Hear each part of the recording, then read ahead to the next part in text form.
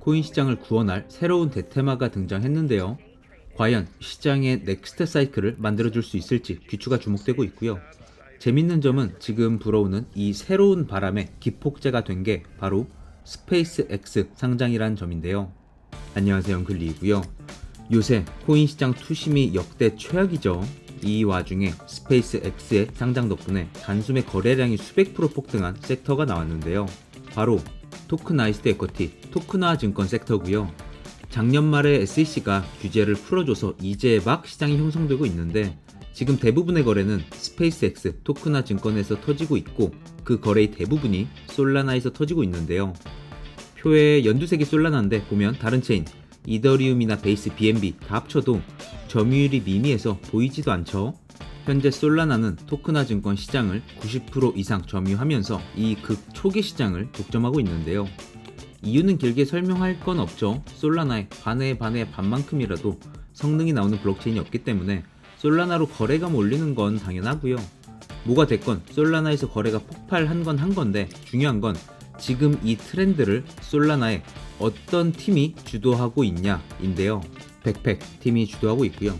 스페이스X 토크나 증권 발행사 점유율 93%. 지금 백팩이 이 시장에 진입함과 동시에 1등 상품에 독점 발행사가 됐어요.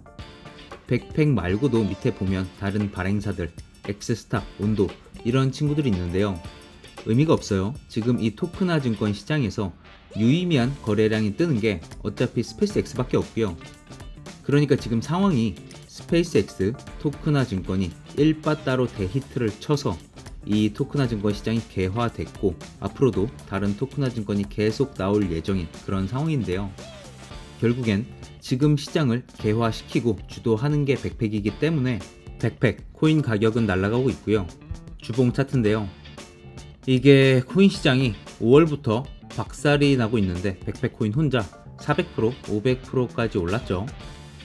토크나 증권 서비스를 출시하면서 오르기 시작했고 스페이스X가 상장하고 거래가 터지면서 본격적으로 탄력을 받았는데요.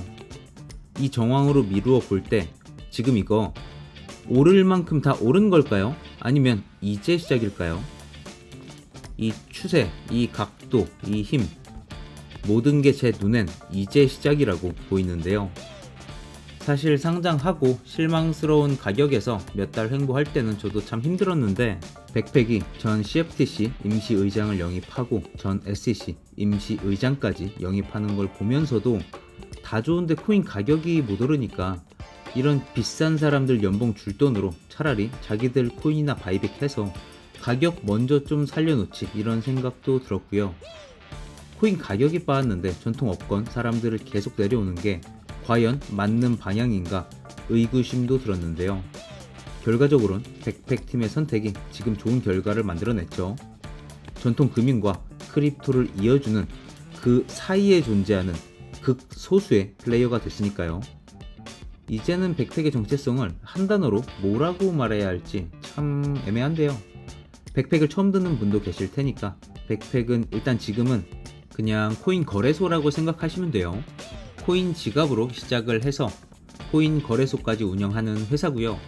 최근엔 미국 유가증권 브로커딜러 라이센스를 취득해서 백팩 세큐리티, 백팩 증권 법인까지 출범을 했는데요. 덕분에 백팩에서 이제 코인이 아니라 나스닥 주식과 ETF도 거래할 수 있고요. 여기서 사고 파는 이 주식들 합성 상품 아니고 모든 법적 권리가 보장되는 우리가 증권사 앱에서 사고 파는 거랑 똑같은 의결권이 있고 배당이 나오는 진짜 미국 주식이에요. 다만 그 증권의 형태와 매매랑 결제가 솔라나 상에서 솔라나 토큰으로 이루어지는 건데요. 만약에 이걸 주식은 그냥 증권사 앱에서 매매해도 되잖아 라고 생각하시는 분들이 있다면 따끔하게 한마디 하면요. 그런 말은 카톡이 나왔을 때 문자가 있는데 굳이 프로그램까지 깔아서 써야 되냐 라고 말하는 거랑 똑같아요. 지금 이건 분명히 더 우월한 버전 금융의 넥스트 제너레이션이 맞고요. 중요한 점은 단순히 백팩에서 이제 주식 거래가 된다 이런 게 아닌데요.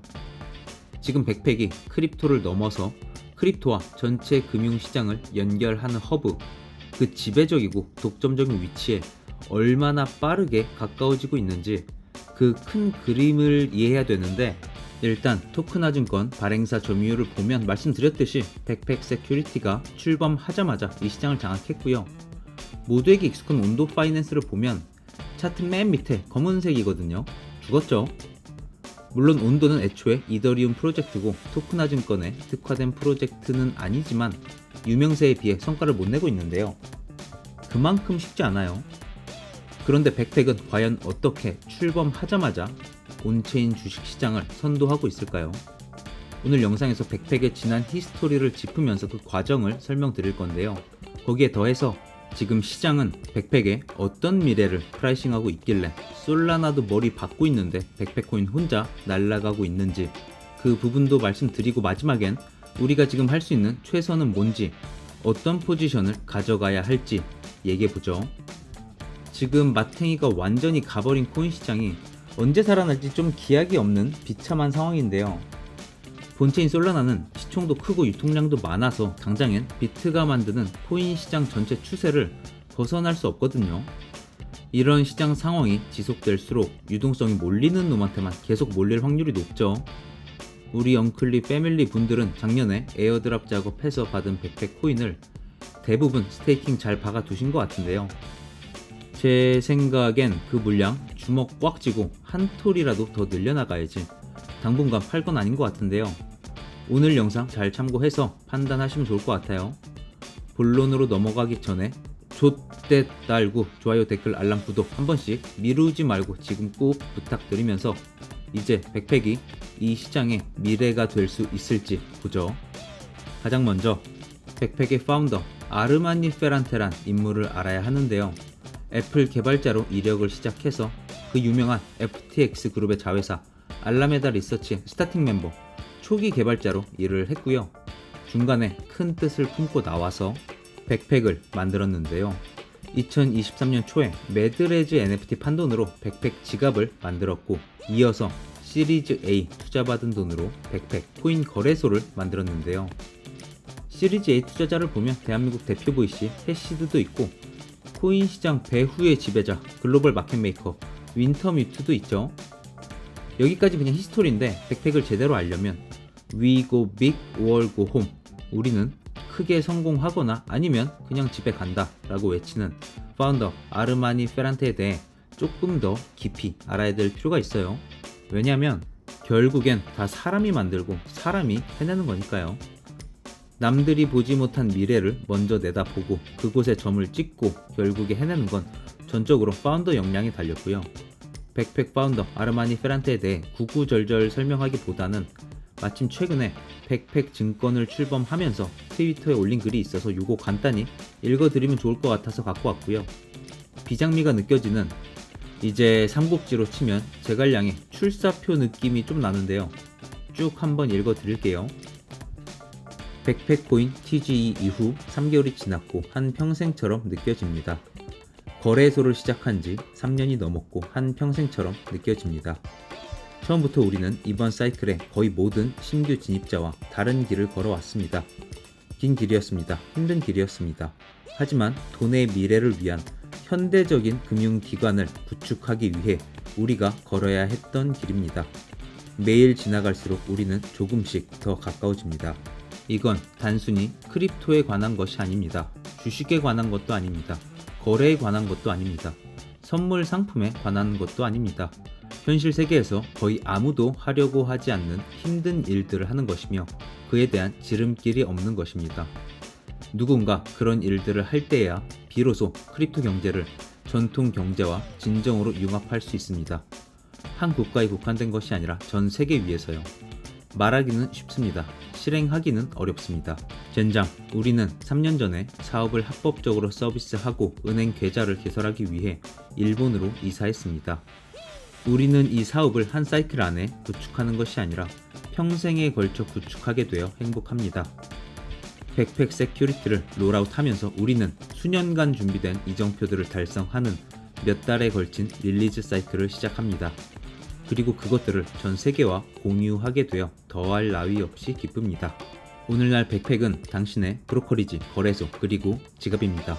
전 세계에 나아가 있는 팀원들이 좋은 때나 나쁜 때나 결코 포기하지 않고 제품에 마음을 쏟은 결과입니다. 매일 우리는 앞으로 나아갑니다. 브릭 바이 브릭. 크립토 시장에 여러분 모두 우리 팀이 쌓은 벽돌 하나하나를 나만큼 사랑해 주시길 기원합니다. 여기까지고요. 이렇게 야심차게 출사표를 던졌는데 당연히 이런 비전만으로 뭐가 뚝딱 되는 건 아니죠. 백팩 세큐리티가 성공적으로 런칭할 수 있었던 그 과정을 볼게요. 첫 번째, SEC 증권위의 규제 완화. 작년 25년 말에 SEC가 규제를 풀어줬어요. 트럼프 행정부의 친크립토 정책 덕분이죠. 미국 DTCC 증권 토큰화 서비스에 대한 SEC의 비조치 의견서. 이게 무슨 말이냐면 미국 예탁결제원이 SEC한테 물어본 거예요. 우리가 기존 증권을 블록체인 위에 토큰화해서 관리하면 기존의 증권법 위반이냐 물어봤는데 SEC가 우린 그걸 위법으로 보지 않겠다 이렇게 답변을 해준 거고요. 규제를 준수한 토큰화 증권은 기존 증권이랑 동일한 법적 지위를 가질 수 있다는 점이 역사상 처음으로 공식 확인된 건데요. 그래서 두 번째, DTCC 워킹그룹. 올해 상반기에 미국 예탁결제원이 워킹그룹 파트너사들을 선정해서 토큰화 증권 서비스 준비를 시작했고요. 여기에 백팩이 꼈어요. 이 리스트를 보면 뱅크 오브 아메리카, 골드만삭스, JP모건, 리플, 온도, 서클, 크라켄. 체급이 백팩이랑은 잽도 안 되게 큰 회사들 사이에 백팩이 운 좋게 꼈는데요. 백팩이 애초에 사람들 모아서 빨리 돈 땡기려고 스포츠 구단 후원하거나 인플루언서들한테 돈 쓰거나 이러지 않고 CFTC, SEC, 고위 인사들 스카웃을 하거나 전통 금융을 잇는 시스템을 설계하는데 자원을 집중한 덕분이죠. 덕분에 치고 나갈 수 있는 판이 깔렸고요. 여기서 기폭제가 된 게 세 번째, 스페이스X IPO였는데요. 금융시장 역사상 최대의 IPO, 시총 2천조 원으로 상장이 됐죠. 며칠 만에 3천조 원까지 찍고 지금은 좀 떨어지고 있는데 백팩이 이 스페이스X 상장에 맞춰서 스페이스X 토큰화 증권을 솔라나에서 출시했고 그게 대박이 났는데 사실 토큰화 증권이 시장에 기존에도 있긴 있었어요. 그런데 기존 상품은 거래도 별로 없었고 애초에 합성 상품이었는데요. 기존에 우리가 거래하는 주식과 완전히 동일한 모든 법적 권리가 인정되는 완전한 토큰화 증권은 솔라나에서 백팩이 처음으로 출시한 거고요. 더 우월한 상품이기 때문에 기존의 엑스스탁이나 온도 파이낸스가 발행한 토큰화 증권보다 백팩이 발행한 토큰화 증권으로 거래가 몰리는 건 당연한 일이죠. 지금 상황을 한마디로 정의하면 표준 선점. 백팩이 토큰화 증권의 표준을 선점하고 있는데요. 오늘 영상의 키워드 딱 이 한 단어만 기억하시면 될 것 같아요. 표준 선점. 시장에서 제대로 거래되는 첫 번째 상품을 먹어버렸기 때문에 앞으로 두 번째, 세 번째, 네 번째를 넘어서 백팩이 발행한 토큰화 증권이 전체 시장의 표준이 될 확률이 매우 높은데요. 표를 보면 기존 플레이어 엑스스탁, 온도도 당연히 스페이스X 토큰화 증권을 발행했는데 보면 유동성이 없죠. 여기서 개념적으로 헷갈리는 분들도 계실 텐데 아니 스페이스X 주식을 토큰화한다 쳐. 그런데 그게 백팩이 발행하는 게 있고 온도가 발행하는 게 있고 다 다른 거냐? 이해가 안 가실 수 있는데 네 달라요. 오리지널 상품은 하나지만 그걸 누가 토큰화 하느냐에 따라 다른 상품이 되는 건데요. 예를 들면 똑같이 코스피 추종하는 ETF가 있다고 해도 삼성자산이 운용하는 코덱스 ETF가 있고 미래에셋이 운용하는 타이거 ETF가 있잖아요. 이런 거라고 생각하시면 돼요. 삼성자산과 미래자산이 ETF 시장의 반독점 플레이어가 된 것처럼 백팩이 토큰화 증권 시장의 반독점 플레이어가 될 것 같은데요. 그런데 백팩은 겨우 여기서 끝이 아니에요. 토큰화 증권 거래는 첫 번째 베타적 서비스고요. 진또배기는 페드와이어, 연준망의 회원이 돼서 결국엔 유사은행이 될 건데요. 최근에 이미 크립토 역사상 최초이자 최대의 성과로 크라켄이 좀 낮은 레벨의 연준망 회원이 됐죠. 지금 그래서 미국 은행들이 개거품 물고 취소 명령 내리라고 난리치고 있는데요. 트럼프가 대통령인 이상 취소될 리는 없죠. 오히려 지금 크라켄이 연준망 회원은 됐어도 손발이 엄청 묶여 있는데 트럼프 행정부 기간에 좀 더 풀어줄 것 같아요. 규제 완화 트렌드가 명확하니까요. 아니 그런데 크라켄은 역사가 오래된 코인베이스급 거래소니까 어떻게 회원이 됐다 치는데 백팩은 신생인데 이게 가능하냐? 가능하다. 매우 높은 확률로 가능하다. 백팩은 규제 준수 면에선 탑 오브 탑 티어고요. 일례로 당장 7월부터 유럽의 미카 유예 기간이 끝나면 유로화 입출금과 현물 거래 수탁 그리고 파생 상품 거래까지 모두 가능한 거래소가 현 시점 크라켄하고 백팩밖에 없어요. 유럽 규제가 좀 더 풀리면 늘어나겠지만 일단 당장은 그렇고요. 포인트는 백팩은 크라켄에 이어서 연준망 가입 확률이 그 어떤 거래소보다도 높다. 연준망에 가입하려면 거래소가 일단 이력이 진짜 깔끔해야 되는데 기존의 큰 거래소들은 대부분 무법 시대에 설립이 돼서 지저분하게 이미 걸린 것도 많고 제대로 감사하면 걸릴 게 수도 없이 많아요. 하지만 백팩은 설립할 때부터 궁극적으로 연준망 회원 가입을 목표했기 때문에 이력서가 아주 깔끔해서 확률이 매우 높다. 아르마니 페란테도 이미 언급한 부분이고요.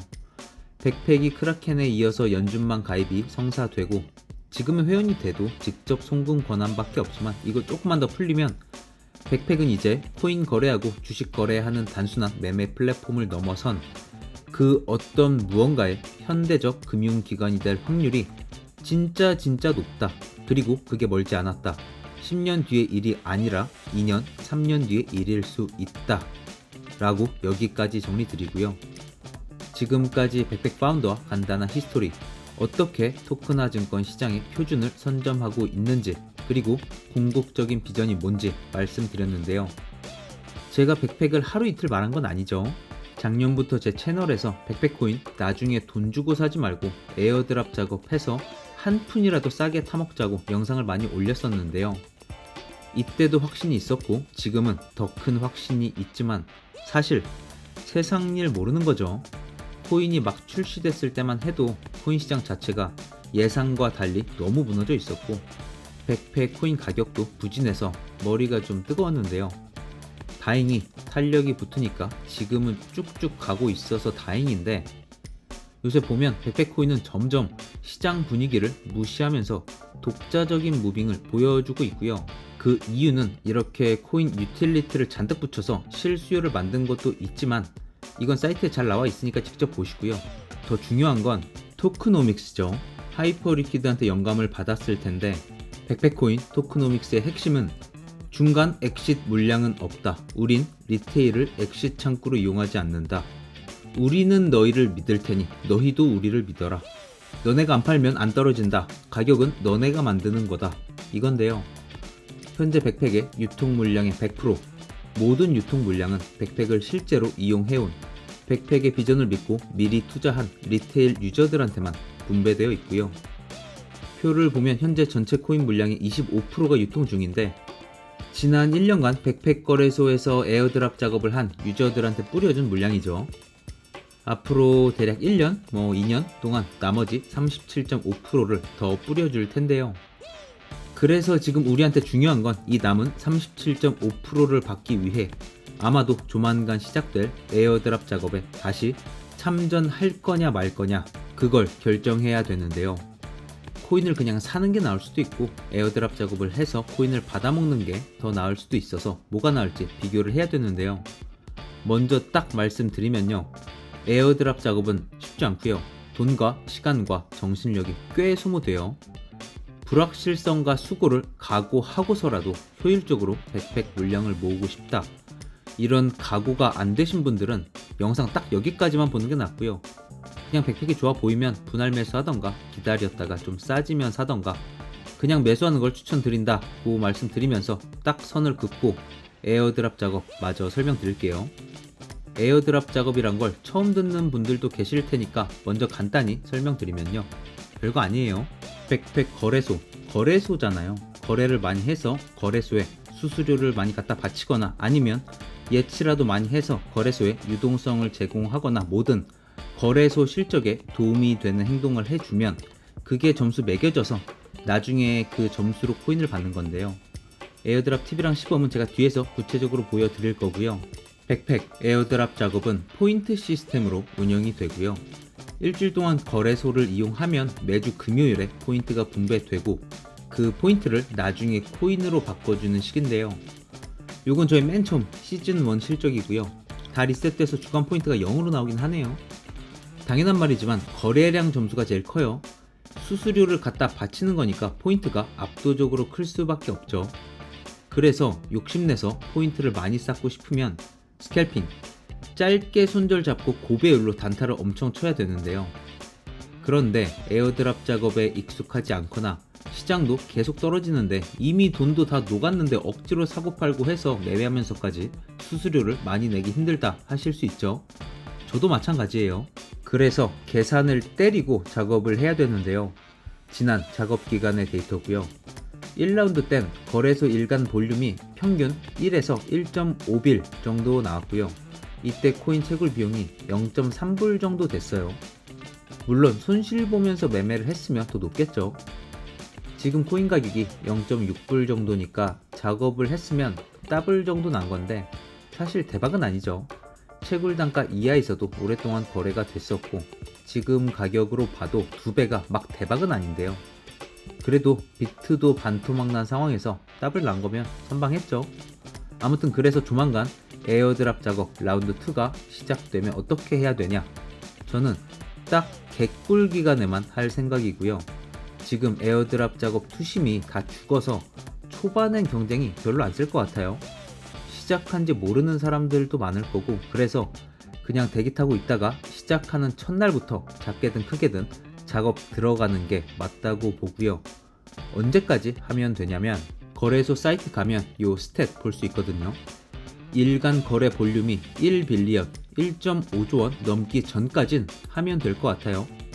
1빌리언 이하에선 채굴 단가가 아마도 0.2불 정도밖에 안 될 거라 뭐 나중에 언제 어떻게 해줄진 몰라도 지금 0.6불짜리 코인을 0.2불 태워서 받을 수 있으면 해야죠. 이게 작업꾼들 붙으면 거래량이 일간 3빌, 4빌, 5빌까지 순식간에 튈 수 있거든요. 그 전까지가 효율적으로 채굴이 가능한 마지막 기간이니까 일단 째려보고 있다가 데이 1부터 바로 시작하는 게 좋을 것 같다. 말이 길었는데 주의할 점도 있으니까 직접 작업하는 걸 한번 보여드릴게요. 본 영상 고정 댓글에 거래소 링크 있으니까 타고 오시면 되고요. 당연히 제 추천인 링크니까 불쾌하다 하시면 그냥 직접 검색해서 들어오시면 돼요. 거래소 와서 신분증 들고 회원가입 하시고요. 이제는 업비트에서 백팩 거래소로 직접 입출금이 지원이 돼서 솔라나 옮기면 되는데 여기 디포짓 누르면 여러분 솔라나 지갑 주소 나오고요. 첫 입출금 할 땐 항상 조심 또 조심하세요. 이제 보여드릴 건데 별거 없다. 계좌에 USDC 100불 있고요. 먼저 세팅을 좀 해야 되는데 요 밑에 가서 배율 저는 보통 50배로 해놓고요. 어차피 몇 틱 손절을 할 거라 높아도 상관이 없어요. 그리고 똑같이 우측에 여기 크로스 마진 번개표 들어가서 요거 눌러서 오토랜드 켜주시고요. 이게 뭐냐면 내 자산을 항상 플랫폼에 담보로 제공하면서 이자를 받겠다. 이걸 동의하는 거예요. 이걸 켜야 포인트를 좀 더 주는데요. 주의할 점. 여러분이 계좌에 스테이블 코인이 아니라 뭐 솔라나를 들고서 그걸로 솔라나 롱을 이빠이 쳤다고 하면요. 만약에 그때 급락이 나오면 담보로 제공한 솔라나 담보 가치가 팍 떨어지잖아요. 그러면 여러분 생각보다 청산 라인이 확 올라가거든요. 스탑로스 안전하게 걸어놨다고 생각을 했는데 스탑로스 라인 가기도 전에 담보가 부족해져서 강제 청산이 일어날 수 있어요. 그래서 이왕이면 현물 코인을 담보로 하지 말고 그냥 계좌에 USDC 놓고 매매하는 걸 추천드리고요. 소액을 넣은 대신 배율은 저는 보통 40-50배로 해서 지금처럼 뭐 오늘처럼 변동성이 클 때는 매매를 아예 안 하는데 영상 만들어야 되니까 가볍게 해볼게요. 20배만 2,000불로 잡아보죠. 지정가로는 체결이 잘 안돼서 저는 보통 마켓, 시장가로 매매하고요. 퀀티티 말고 수량으로 바꾸고 2,000불 롱 잡아볼게요. 보면 포지션이 잡혔죠. 좀 깎이고 있네요. 저는 보통 그냥 이렇게 떨어지기도 전에 그냥 바로 나오고요. 그런데 예를 들면 다시 2,000불을 잡아 볼게요. 다시 잡았고요. 예를 들면 내가 조금 지켜봤더니 먹고 있다. 그리고 이 방향으로 뷰가 있어서 밀어붙이고 싶다 하면 그때 스탑로스를 걸어두고 그냥 다른 일 하는데요. 그걸 보여드릴게요. 요 TPSL 요쪽에 요걸 누르면 여기서 스탑로스 주문을 걸 수 있거든요. 지금 솔라나가 67.77이니까 67.6 요 정도로 걸어 볼게요.